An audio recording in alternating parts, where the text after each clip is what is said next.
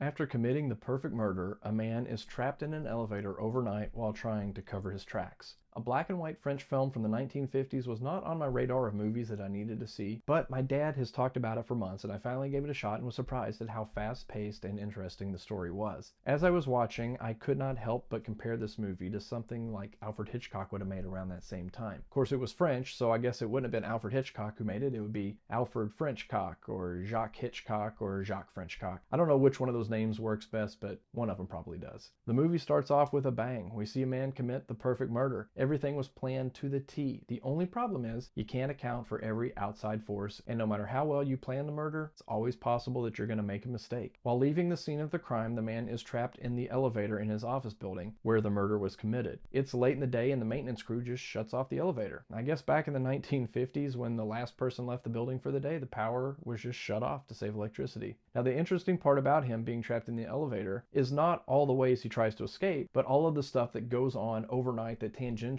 involves him. This is another in a long line of movies that just doesn't work if cell phones exist. But we are 40 years out from them being affordable, so the plot worked perfectly. Because the man is trapped in the elevator, we don't spend a lot of time with him. We spend time with his car and the man who just so happened to steal it. There's a car chase, a party at a hotel, and maybe some other illegal activities that all happen while this man is trapped in the elevator. He has no idea about any of it. The whole movie, I kept trying to figure out where the plot was going to go. And while it didn't end up the way I thought it would, it was still pretty satisfying. I actually think there might be a better ending to this story that would have given it a more ironic and potentially iconic Twilight Zone type feel. But either way, it's still a fun ride. For being 60 plus years old, the version that I watched on Max looked brand new. Whoever transferred the film to digital did a wonderful job. The movie is bright and contrasty, and it looks better than most modern day movies. So if you're in the mood for a movie about murder that's going to keep you guessing, this is a great watch. While it isn't quite as good as Hitchcock films, it's in that same ballpark.